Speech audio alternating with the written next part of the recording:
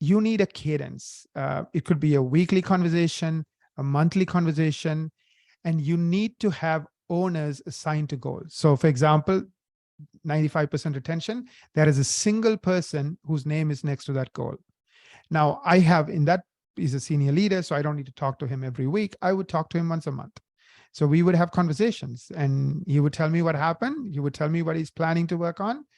So I know what's going on, but I don't need to like tell him what to do or advise him. He knows what he's doing. Of course, if I have an idea, because I'm an idea person, I just send it to him. And the understanding is I can send 100 ideas a day if I want to, but he decides which ideas get implemented, when they get implemented. Maybe none will get implemented.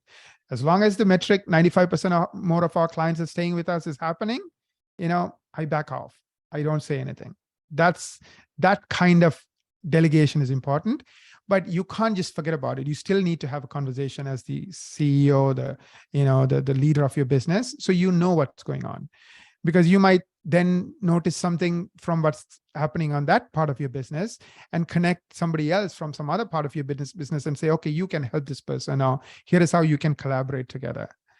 So really, to put it another way, Naren, what you're talking about is regularly scheduled check-ins. Let's bring it to the practice level and to the dentist level of our listeners. You're talking about recommending to our listeners that they have regularly scheduled check-ins with key team members where they evaluate how things are going. And those are my words. Am I putting that in the right context? Absolutely. 100%. But the other thing I would add to that is it has to be tied to the goal. So for example, if that team member is responsible for one thing or three things, depending on how big the goal is, make sure that you are discussing how well you are doing against those goals. So for example, we are big on metrics. So we compare ourselves this month to last month. We compare ourselves this quarter to last quarter, or this year to last year. A good example of that one, Naren, would be your hygiene scheduling coordinator, whoever's the hygiene scheduling coordinator in your practice, where that person's goal is to measure what % of the available hygiene appointments got filled at the end of the month. And the goal is 92% or above.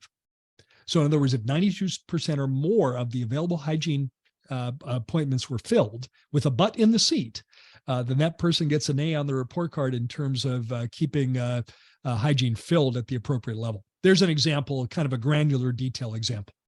That is an excellent example, and that's a real one. And it's very precise. It's not what I think, what I feel. It is numbers. It's accurate. So nobody can disagree. Either it's a yes or a no. It's like black and white. So I love those types of metrics, goals, as well as check-ins. Typically, I start these check-in meetings with wins. So I want to start because, if your mind is in a positive state, your mind is going to come up with solutions. As opposed to if your mind is in a negative state, it's going to come up with excuses, meaning why something didn't happen and why it's somebody else's fault or the world's fault or whatever else it could be. So it creates this negative culture as opposed to a can-do culture. So I find that to be very powerful, like starting the meetings with a win, looking at those goals and our metrics and seeing how we are doing. And I also like to compare, like, are we improving? So last month was 92%. This month is 93. Awesome. That's amazing. We improved. So noticing that, sometimes maybe it's a bad month. Everyone was, really, really, tapped out because some people were sick, et cetera, and the percentage is 90%. Acknowledging it, not letting it bring you down. So we can mid-course correct. Mid-course correct, exactly. But I think the key point here is you have to have these conversations on a consistent basis, whether it's weekly or monthly, whatever that consistency is. If it's going to happen on a Thursday morning, once a month, the second Thursday of the month at 10 a.m. Eastern, it's going to happen at that exact same time.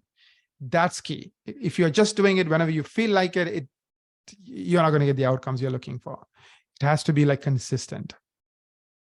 Right. Very important. The regularity of that and the structure there will communicate to your team that this is important to you. It's not passing. It's not something that you're interested today, but you forget about it tomorrow.